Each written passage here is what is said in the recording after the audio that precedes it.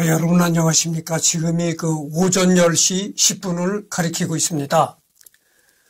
전번에 내가 얘기했듯이, 여태까지는 한국 사람을 많이 했거든요. 이제는 외국으로 눈을 돌려가지고 외국 사람들을 한동안 많이 할 것입니다. 그러다가, 이제 외국 사람들을 너무 많이 했다. 이제는 한국으로 돌아가가지고 한국 사람들을 좀 해봐야 되겠다. 이런 생각이 들 때가 있을 것입니다. 그럼 그때 가서 또다시 한국을 돌아와가지고 하도록 하겠습니다. 그래서 한동안 외국 사람들을 많이 다뤄볼 것입니다. 그래서 여러분들은 예언이다, 앞날을 이렇게 예언하는 사람이다 하면은 호기심이 많이 가잖아요. 그래서 예언가 노스트라다무스를 좀 해보기로 하겠습니다. 이 사람이 상당히 앞날을 예언했다고 해요. 근데 앞날을 예언했다고 하면은 많이 맞췄느냐, 못 맞췄느냐, 이게 관심이잖아요.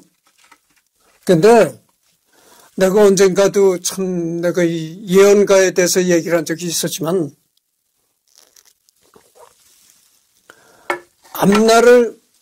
앞날을 예언한다는 예언가들의 공통점이 뭐냐면은 애매모호한 말을 한다는 것이죠. 그러니까 우리나라 말로 얘기를 하면, 속된 말로 얘기를 하면 귀에 걸면 귀걸이, 귀에 걸면 귀걸이, 코에 걸면 코걸이가 되는 그런 식의 얘기다 보죠. 그러니까 상당히 아주 애매모호한 말을 하는 겁니다. 그리고 맞췄다고 이렇게 생각을 해보면 맞힌 것도 같고, 틀렸다고 생각을 해보면 틀린 것도 같다, 이런 얘기죠. 아주 그렇게 진짜 의도를 파악하기 어려운 그렇게 애매모호한 말들을 한다고 하죠. 그래서 예언가라고는 하지만 그렇게 알 수 없는 애매모호한 말들을 했기 때문에 예언가라고도 할 수가 없습니다. 우선 그렇다는 걸 말씀드립니다. 그래서 이 노스트라다무스 봅시다. 프랑스의 천문학자도 이기도 했고 시인이기도 했고 의사이기도 했다는 것입니다. 1503년 출생, 그리고 1566년 사망. 그러니까 이 사람이 프랑스 사람이네요. 노스트라다무스. 본명은 미셸 드 노트르담. 출생은 1503년 12월 14일. 프로방스, 생레미드 프로방스. 여기에 어디냐면은 현재는 프로방스 알프코트 다쥐르라는 곳인데, 부슈 뒤론즈 생레미드 프로방스라는 곳입니다.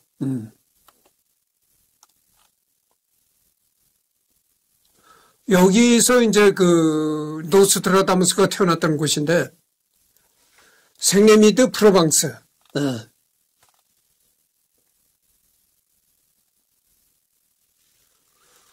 여기에 2019년에는 인구가 9,769명이었다고 합니다. 그러니까 10,000명에서 약간 좀 빠지는 그런 도시네요.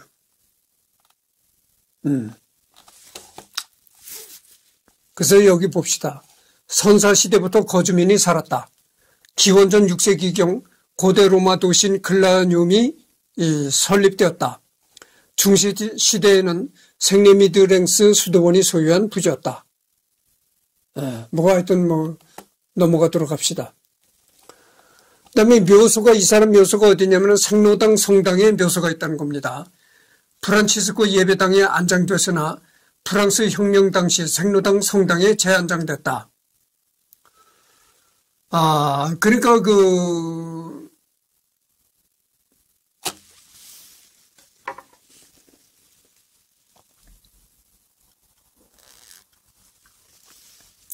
원래 묘지는 여기 생로당 성당에 원래 묘지가 있었지 않았는데, 다른 예배당에 있던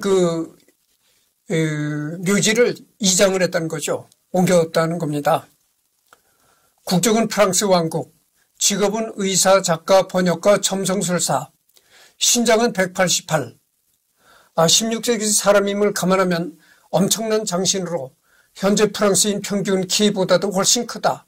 아마 유전적으로 큰 키이고 부모가 상인이었던 탓에 넉넉하게 자랐으므로 오늘날 현대인과 동등한 영양 상태였기에 저 정도 장신이 될 수 있었을 것으로 보인다. 언젠가 내가 얘기했습니다. 서양에도 옛날 사람들은 작았다. 이런 얘기를 내가 한 적이 있거든요. 그래서 내가 음악에 이렇게 취미가 많잖아요. 그래서, 베토벤도 170이 넘지 못했다. 그 다음에 모차르트도 170이 넘지 못했다. 이런 얘기를 한 적이 있습니다. 그러면서 바흐도 작았다. 내가 이런 얘기를 했었는데, 전번에 내가 자료를 들춰보니까 바흐는 작지 않았어요. 바흐는 183이라든가 그랬다 그래요. 그랬으니까 그 당시 사람으로서 183이라면은 큰 키였습니다. 근데 여기 노스트라다무스가 188이라고 했으니까 그 당시 사람으로서는 지금 현재 사람으로서도 작지 않잖아요. 188이라면은. 그러니까 더 작지 않았죠. 옛날 사람으로서 이게 188이라면은 작지 않았다는 얘기죠. 몽펠리에 대학교. 몽펠리에 대학교에서 의학을 전공했다. 이렇게 나오는데,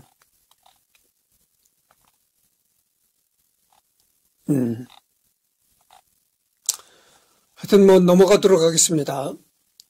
앙리에트 당코스, 배우자는, 그러니까 부인이죠. 부인은 앙리에트 당코스, 1534년에 태어나가지고 1537년에 사별했다. 이 본부인을 사별해놓고 나서 또 재혼을 했는데 안퐁사르드라는 여자와 재혼을 했다.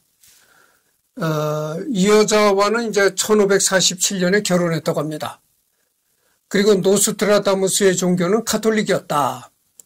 그리고 이건 노스트라다무스의 사인입니다. 서명. 본명은 미셸 드 노트르담. 노스트라다무스는 라틴어식 이름이다. 프랑스 국왕 앙리 2세의 정책 자문이며 점성술사로도 유명했으며 천명을 읽었기 때문에 기구한 삶을 살았다는 이야기가 전해지지만 당연히 사실이 아니다.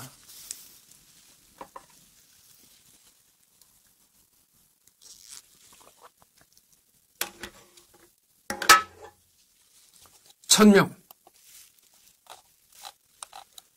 사전적 의미로는 타고난 수명, 타고난 하늘의 운명, 하늘의 명령 등이 있다.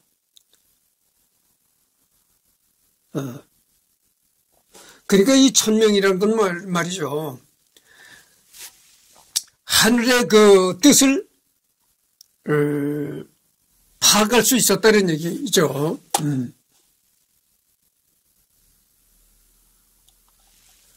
그의 조상은 원래 유대인이었으나 할아버지 때 가톨릭으로 개종한 상인 집안에서 태어났다. 영민한 미셸은 상업 대신 학문의 길을 택해 15살 때 아비뇽 대학에 입학했으나 2년 뒤인 1520년에 흑사병이 돌아 대학이 휴교하자 8년간 프랑스 전역을 방랑하며 견문을 넓히고 학문을 다듬었다. 이때 약재에 대한 지식을 배워 약종상으로 일하기도 했다. 이후 1529년에 당대의 명문 몽펠리에 대학 의대에 입학했지만 얼마 못 가서 교수들과 반목하다가 과거 약종상으로 일한 전적이 있다는 것이 발각되어 퇴학당한다. 약종상. 그러니까 우리나라 말로 얘기를 하자면 여러분들 민간 약초 같은 거를 만들어 가지고 이제 파는 그런 약재상을 했던 거죠. 여기 보면은 당시 몽펠리에 대학 의대는 교칙으로 육체노동을 금하고 있었는데 약종상이 그에 해당되었다. 노스트라다무스의 퇴학 문서는 아직까지 몽펠리에 대학에 남아있다. 그래서 프랑스에 가면은 몽펠리에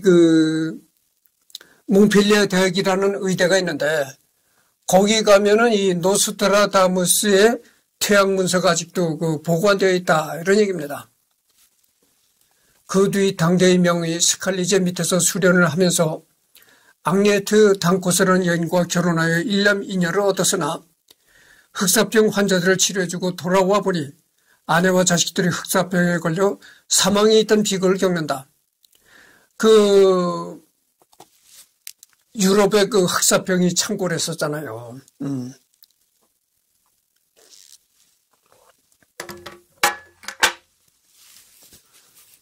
유럽에 말이죠. 흑사병도 창궐 했었고, 뭐 콜레라도 창궐 했었고, 하여튼 갖가지 그 전염병들이 유럽 전역을 휩쓸었습니다. 그래서 전염병 때문에도 많이 죽고, 더욱이 그 유럽이라는 곳은 말이죠. 전쟁이 많았어요, 이렇게. 네.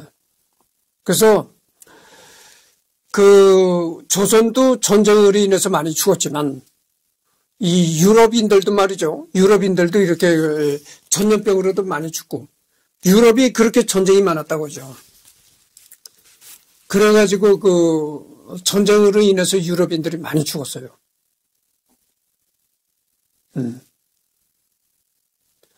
그러니까 유럽인들도 뭐 안정되고 이렇게 그런 삶은 살지를 못했던 것입니다. 이렇게 유럽의 역사를 봐도 그 후로 약 10년간의 행적이 묘연한데 노스트라다무스의 삶을 다룬 소설이나 영화에서는 이 기간 동안 신비주의나 점성술과 같은 오컬트에 정진했다고 묘사된다.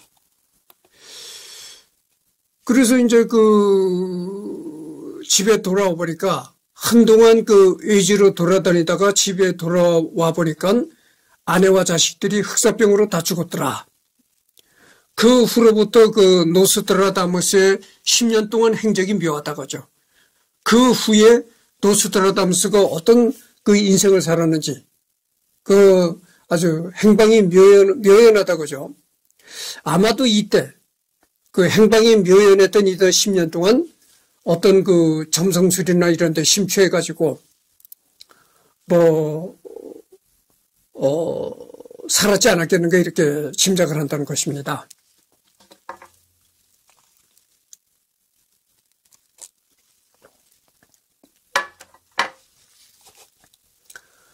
그 후 1546년에 남부 프랑스의 흑사병이 퍼졌을 때 새로운 치료법으로 거리에 널브러진 시체 전부 수습해서 매장하기, 패스트 환자에게 한 번 쓰고 더러워진 붕대는 재활용하지 않고 태워버리기 등 위생에 신경을 쓴 것이었다.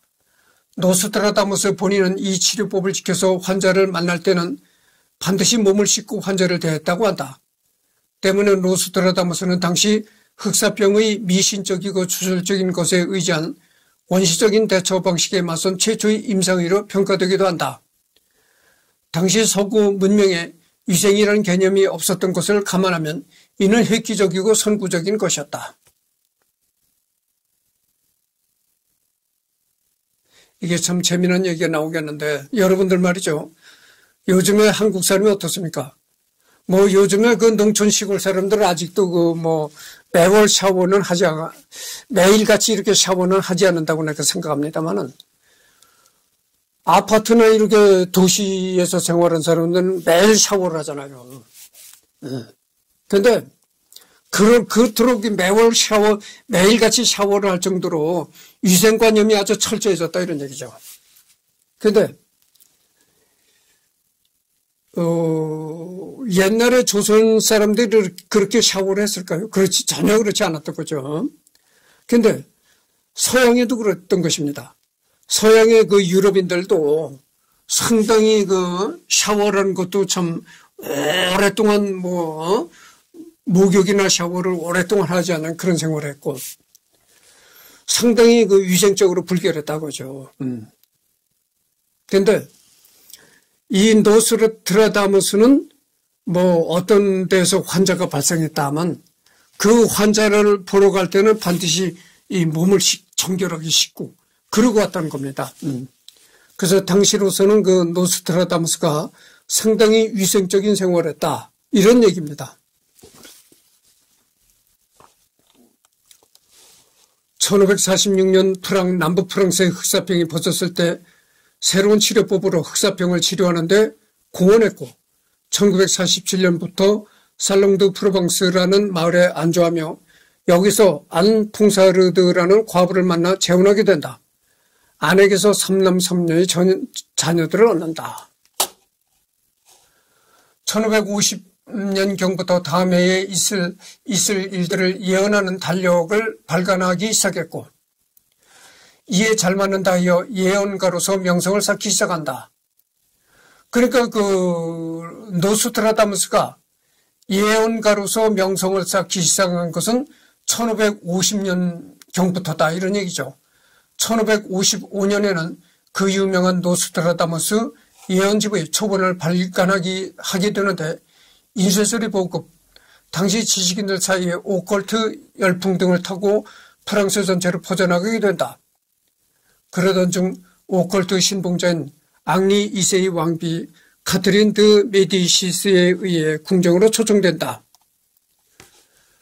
이후 앙리 2세의 마상창 시합 도중의 사고사, 앙리 2세와 카트린 사이에서 얻은 아들들이 모두 프랑스 왕이 되지만 모두 여절한다는 예언이 들어맞으며 더욱 유명해진 그의 이름은 유럽 전역으로 퍼져나가고, 사람들은 큰 사건이 터질 때마다 그의 예언서를 뒤져보게 된다. 그러니까 이 노스트라다무스가 예언한 것이 많이 맞았다는 거죠. 많이 들어맞았다는 겁니다. 그래서 이 노스트라다무스의 명성이 아주 많이 퍼지기 시작했다 이런 얘기죠.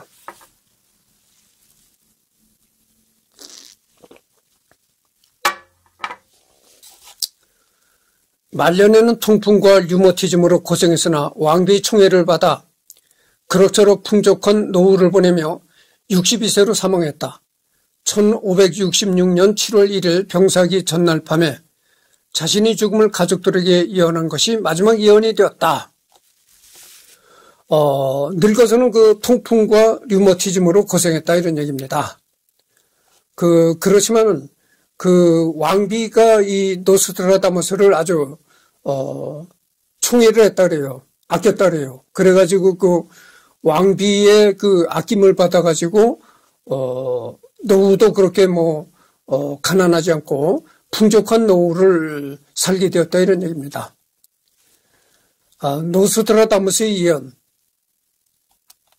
예언에 대한 이야기가 나오면 빠지지 않고 등장하는 예언가로 런던 대화재, 나폴레옹, 아돌프 히틀러의 등장과 자동차와 중동에서 벌어질 제3차 세계대전, 이른바 1999년 지구 멸망설에 대한 예언을 남긴 것으로 유명하다.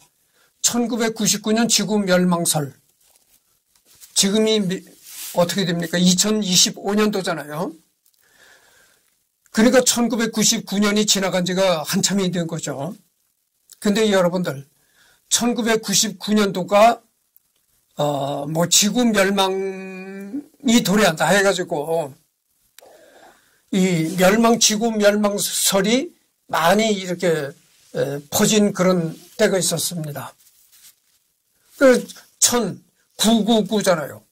모두 다 구자로 나간다는 얘기죠. 근데 그때 지구가 멸망하지 않았으니까 2025년도까지 무사히 오게 된 겁니다. 그러니까 이거는 틀린 거죠. 그리고 아폴로 15호의 달 착륙, 9.11 테러를 예언으로 남긴 것으로 유명하다. 1999년 지구 멸망설에 대한 예언 말고도 2024년에 대한 예언을 남겼는데, 2024년은 굉장히 힘든 최악의 한 해가 될 것이라는 예언했다. 그의 예언서에서 기상이변이 악화돼 기후위기, 전염병 등이 찾아올 것이라고 내다봤고, 메마른 땅은 더 메말라가고 큰 홍수가 일어날 것이라며 전염병이 창궐해 매우 심각한 기근이 닥칠 것이라고 말했다. 그리고 같은 예언서에 2024년 6월 18일 일어날 것으로 예측한 3차 세계대전에 다가 붉은 적군이 두려움에 창백해진다. 대양을 공포에 떨게 할 것, 즉 중국이 전쟁을 일으킬 것이라고 말했다. 2024년에. 2024년에 중국이 전쟁을 일으킬 것이라고 예언했었는데 2024년이면 작년이잖아요. 작년에 중국에 전쟁이 일어났습니까? 그러니까 이것도 틀린 것이죠. 하여튼 그렇습니다.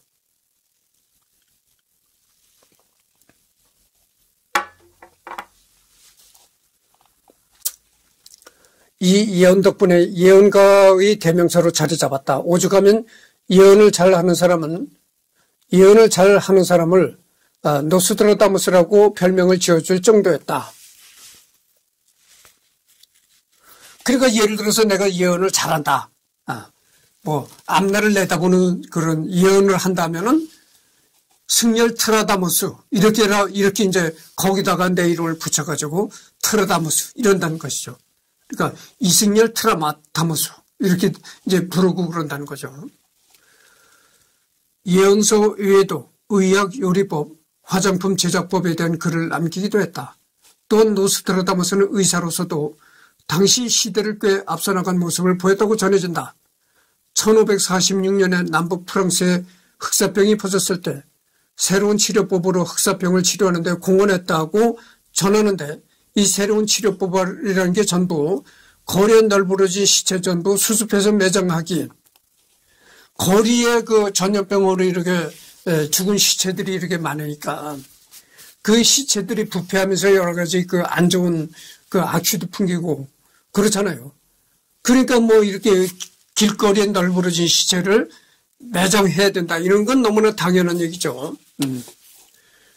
이렇게 너무나 당연했던 얘기가 뭐 이렇게 중요한 얘기처럼 인정이 되니까 그때 당시 그 유럽에 얼마나 많은 시체들이 길거리에 그냥 처리가 안 되고 널브러져 있었는가를 알 수 있는 것이죠. 예전에는 옛날에는 유럽도 그렇게 지저분했다는 거예요.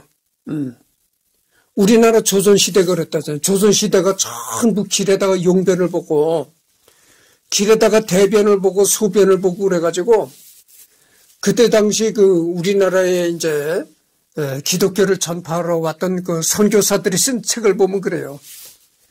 조선이 그렇게 불결했다는 겁니다. 아주 길게 길에다 똥오줌을 그렇게 마구잡이로 싸질러가지고 다니기 참 어려울 정도였다. 그 당시 조선시대가 썼다는 겁니다. 그런데 그게 조선만 그랬을까요? 유럽도 그랬다는 것이죠. 유럽도 그렇게 지저분하고. 근데 유럽이 말이죠. 지금도 그렇다는 거예요. 지금도 이 세계를 여행해 보면 사실 대한민국이 천국이라는 걸 알 수가 있다는 겁니다. 그러니까 외국에 나가서 생활해 보면 대한민국이 진짜 천국이라는 걸 알 수가 있다는 거예요. 그게 뭐냐면 내가 이 얘기를 해볼게요. 유럽의 그 유명한 도시 있잖아요. 런던, 프랑스. 영국 런던이나 프랑스, 파리 이런 데 이제 큰 대로변은 안 그렇겠지만 대로변을 지나서 이제 골목길 같은 데 이면도로 골목길 같은 데 들어가 보면은 지린내가 그렇게 난다는 거예요. 길 가다가 행인들이 그렇게 방뇨를 해가지고 그렇게 지린내가 난다는 겁니다. 그 프랑스 파리도 이렇게 돌아다녀 보면 큰 대로변은 안 그런데 뭐 골목길이나 이면도로 이런 데 들어가 보면 그렇게 지린내가 난다는 거예요. 근데 우리나라 서울에 그렇습니까? 우리나라 서울에 골목길에 어떤 뭐 지린내가 풍기는 데 있습니까? 그렇지 않잖아요. 아무리 뭐 재개발 대상이 되는 그런 그 낙후된 주택가라 하더라도 지린내가 전혀 없잖아요. 그리고 월세가 이게 살인적이라는 겁니다. 내가 외국에 가서 살고 있는 한국 사람들이 하는 유튜브도 내가 많이 시청을 하는데 미국 뉴욕의 원룸 월세가 얼마냐면은 아무리 싸도 한 400만 원, 500만 원 그렇게 된다는 거예요. 그러니까 화장실에다가 방 하나 딸린 거. 그게 원룸이죠. 근데 그런 원룸이 한 달에 400~500만 원이라는 거예요. 월세가. 원룸 월세가. 그래서 미국에서는 말이죠. 미국에서는 1억 억대의 연봉을 받아도 풍족한 생활을 못 한다는 겁니다. 적어도 3억대 정도 연봉이 올라가야 여유로운 생활을 할 수가 있는 것이지. 1억 억대 연봉을 받아도 풍족하지 못하다는 거예요. 월세 내고 나면은 뭐 길길 맨다는 거죠. 그건 우리나라가 얼마나 천국입니까? 아니, 그렇게 집세가 비싸다는 거예요. 뭐, 뉴욕, 워싱턴, LA, 다 그렇게 이 월세가 엄청나다는 겁니다. 그러니까 뭐, 우리나라는, 우리 대한민국에서는 연봉 1억이라고 하면 뭐, 괜찮게 산다고 생각하잖아요. 근데 연봉 1억을 받아도 함부로 돈을 쓸 수가 없다는 겁니다. 연봉 한 3억 정도가 되어야, 그럭저럭 괜찮다는 거예요. 그렇게 이 월세가 비싸다는 겁니다. 그러니까 우리나라를 한번 생각해 보세요. 얼마나 천국인가. 캐나다도 그렇다는 거예요. 캐나다도 워낙 집값세가 비싸고, 아주 세금이 그렇게 많다는 겁니다. 움직이면 세금이 따라붙는다는 거예요. 그 대신 그렇게 세금이 많아지는 대신 캐나다 같은 나라는 이제 그 노년기에도 그 풍족한 연금이 나오죠. 그래서 뭐 노년기에도 아주 가난하지는 않은데 하여튼 세금이 그렇게 무섭다는 거예요. 움직이면 세금이 붙는다는 겁니다. 움직였다 하면 세금이 붙는다는 거예요. 그러니까 집세 비싸지 세금이 그렇게 또 악랄한 세금이 다 붙어버리지 하니까 참 이게 살아가기가 그렇게 간단치 않다는 겁니다.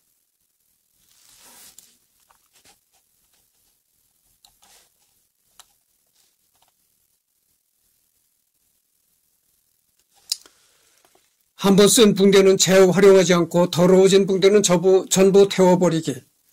쥐는 보이는 대로 모두 잡아서 불태우고 도랑에는 술이나 뜨거운 물을 뿌려 쥐가 다니지 못하게 하기. 이렇게 쥐를 잡아야 된다. 뭐 이런 생각을 한 거 보면은 그 당시에도 이 페스트라는 전염병이 쥐가 이렇게 전염을 시킨다는 그런 의식이 있었나 보죠. 죽은 환자가 사용했던 시트나 옷은 전부 불태우기. 물은 무조건 끓여서 마시고 끓인 물로 목욕하기. 신선한 공기 마시기 등이 있다. 동식이 동양권이나 현대 서양인 기준에서는 새롭게 느껴지기 어려우나 노스트라다무스가 살았던 시대는 위생이라는 개념이 모호했던 중세 직후 르네상스 시대였다. 당장 의사가 수술할 때는 꼭 손을 씻어야 환부 감염을 줄이고 산욕열 감염을 예방할 수 있다고 주장했다가 미친놈 소리를 듣고 결국 누명을 쓰고 죽은 의사 이그나츠 제멜바이스가 노스트라다무스보다 300년쯤 뒤의 사람이었다. 의사가 수술할 때는 꼭 수술하기 전에는 손을 깨끗이 여러 번 씻어라. 그리고 그래야 된다. 이렇게 주장했던 그때 당시 의사가 있었는데 이 사람 이름이 이그나츠 제멜바이스라는 의사였다는 것입니다. 이런 위생을 철저하게 중요시 여기고 주장했던 의사가 노스트라다무스보다 300년 뒤에 살았던 사람이라는 겁니다. 그러니까 노스트라다무스 시대에는 얼마나 사람들이 불결했는가. 위생관념이 없었다. 이런 것을 우리가 알 수 있는 것이죠.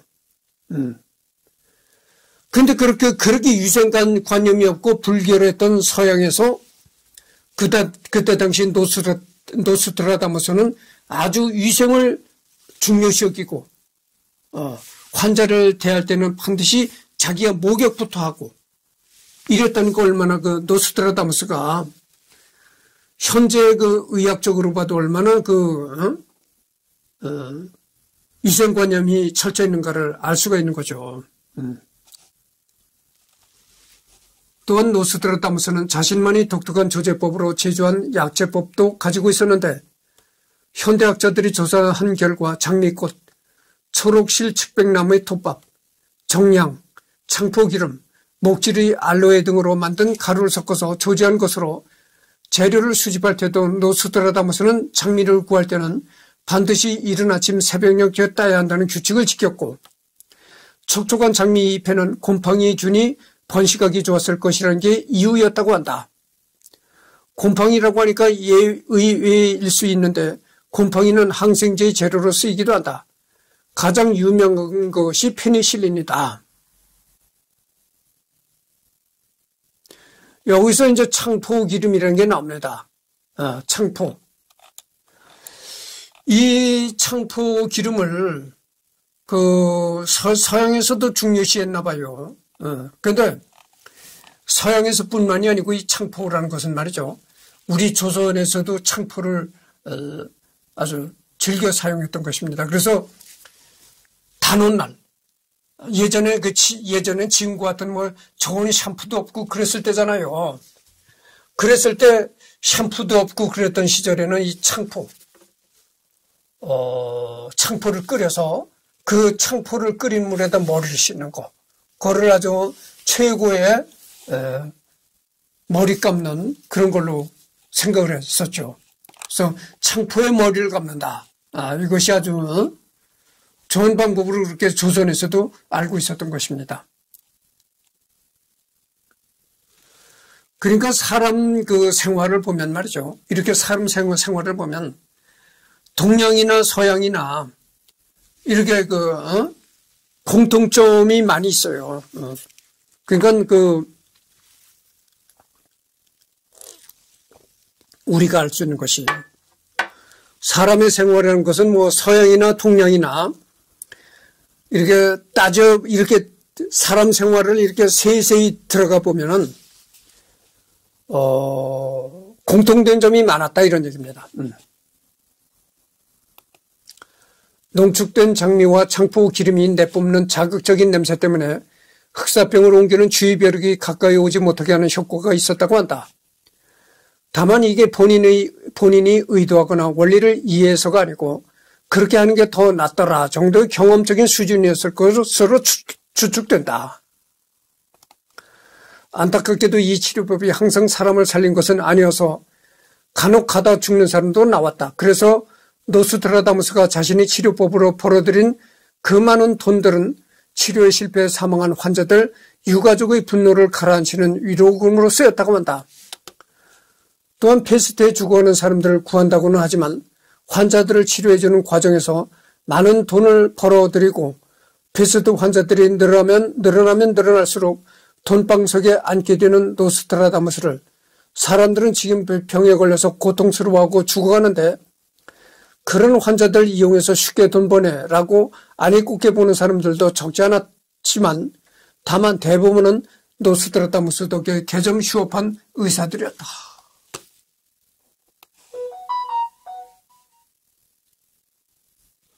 그러니까 노스트라다무스가 이 창포에 머리를 감는 거 그런 게 전염병을 물리치는 방법이다. 이렇게 광고를 해가지고 노스트라다무스의 치료법을 애용하는 사람들이 많았다는 겁니다. 그래서 창포에 머리를 감아서 창포 독특한 이렇게 향을 풍기다 보면 이렇게 전염병들이 가까이 하지 않는다. 이래가지고 했는데 그래서 이 노스트라다무스가 주장하는 방법들을 사람들이 많이 이용을 했다는 거예요. 그러니까 이 노스트라다무스는 돈을 많이 벌게 되는 거죠. 그러니까 그 노스트라다무스가 그렇게 돈을 많이 버니까 시기하는 사람들이 나타났다. 이런 얘기죠. 근데 그 시기하는 사람들이 노스트라다무스가 치료를 해준다 이러는 그런 걸로 돈을 많이 버니까 그 노스트라다무스 때문에 개점 휴업한 의사들이 노스트라다무스를 눈에 가시처럼 이렇게 시기심 어리게 이렇게 봤다 이런 얘기죠. 또한 그 와중에 노스트라다무스의 아내와 두 아이가 병사자 노스트라다무스의 처가에서 노스트라다무스에게 아내의 결혼 지참금을 돌려달라는 소송을 걸었는데 이 소식이 사람들에게 전해지면서 그렇게 잘난 척하더니 자기 가족도 못 구했다더라. 전에도 이렇게 몇 번 노스트라다무스가 치료 못해서 죽은 환자도 있어서 노스트라다무스가 돈으로 무마했었는데 사실은 그게 치료를 못한 게 아니라 안 한 거다더라라는 악의적인 소문으로 번져 나갔다. 심지어 노스트라다무스가 사실은 사탄이나 마녀와 계약한 사악한 마법사이고 돈을 벌기 위해 악마와 결탁에 패스트를 일부러 퍼뜨려 놓고 자기가 치료해주는 척하면서 돈을 뜯어내는 거더라라는 악성 루머까지 번지는 바람에 노스트라다무스는 아내가 사망한 직후 서둘러 그가 살았던 지역을 떠났다. 이후 6년 동안 유럽 각지를 떠돌아다녔다. 그러면서 각지에서 의사 일을 계속 이어나갔고 패스트 환자에 대한 치료 행위도 계속되었다. 그러니까 이 패스트가 창궐하는데 그때 당시 유럽에서는 말이죠. 패스트가 창궐해가지고 엄청난 또 유럽 사람들이 죽었습니다. 그렇게 패스트가 창궐할 때에 뭐 패스트 환자를 고쳐줍네 하고 돈을 많이 버니까 거기에 대한 시기를 하는 사람들이 많이 나타났다고 하죠. 그래가지고 그 노스트라다무스가 돈을 많이 버는 걸 시기하는 사람들이 어떤 이야기를 퍼뜨리냐면은 노스트라다무스가 일부러 패스트를 걸리게 해놓고 고의적으로 패스트를 걸리게 해놓고 그거를 치료함내 하면서 돈을 뜯어내고 있다. 뭐 이런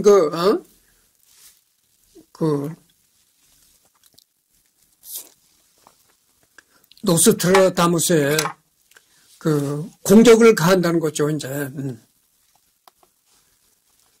그럼에도 노스트라다무스가 사악한 마법사로 몰려 종교 재판에 회부되고 화형당하는 사태까지 이르지 않았던 이유가 있다. 일단 노스트라다무스의 본인이 당대 최고의 명문 의대 출신자로서 패스트 환자들을 마다하지 않고 환자들이 있는 곳을 직접 찾아 돌아다니며 그들 사이에서 의료 행위를 행했던 점이 환자들 있는 곳에서는 다가가지도 않으려고 했던 가식적인 다른 의사들과는 확실히 대조되는 모습이었다. 그렇게 노스트라다무스를 헐뜯고 시기하려고 이러는 사람들이 많았는데도 불구하고 노스트라가 무난하게 그래도 살아갈 수 있었던 것은 뭐냐면은 다른 의사들은 패스트 환자들한테 가까이 아주 가려고 하지도 않았다는 거예요. 병이 옮을까봐 두려워가지고. 근데 다른 의사들은 전부 패스트 환자를 이렇게 멀리 하려고 하고 가까이 다가가지도 않았는데 노스트라다무스만은 그렇지 않았던 거죠. 환자들한테 직접 가까이 가고 아주 이렇게 살갑게 환자들을 돌보고 이랬다는 겁니다.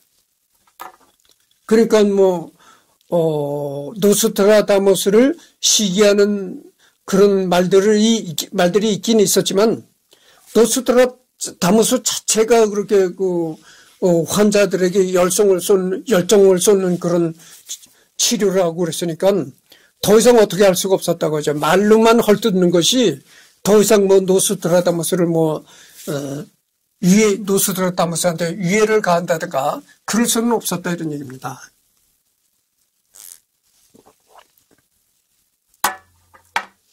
지금 38분을 경고했습니다. 조금 더 하고 끝내도록 하겠습니다.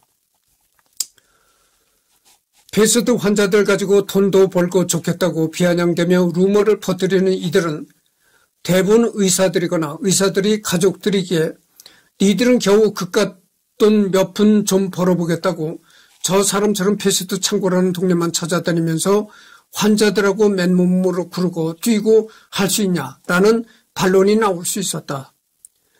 또한 노스트라다무스 치료법이 효과를 발휘해 병의 전파를 막아 목숨을 건진 사람도 치료법의 혜택을 보지 못하고 죽은 사람만큼이나 많았고 노스트라다무스 본인도 환자들의 유족들에게 위로금을 지급하는 등의 사후 수습책을 준비했기에 당대의 노스트라다무스를 환자들을 일부러 구하지 않는다거나 흑마법사를 몰고 간 사람들에게 노스트라다무스의 치료법으로 살아난 사람들과 살아나지 못한 사람들의 가족들이 앞장서서 노스트라다무스를 적극적으로 변호해 주었다.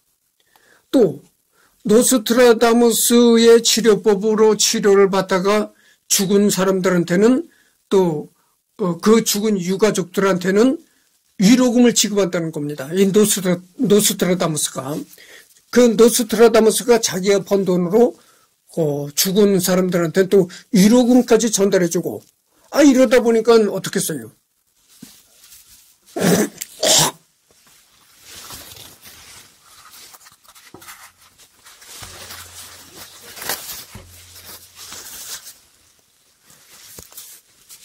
노스트라다무스를 비방하는 사람보다 노스트라다무스를 찬성하는 사람들이 많을 거 아니겠어요.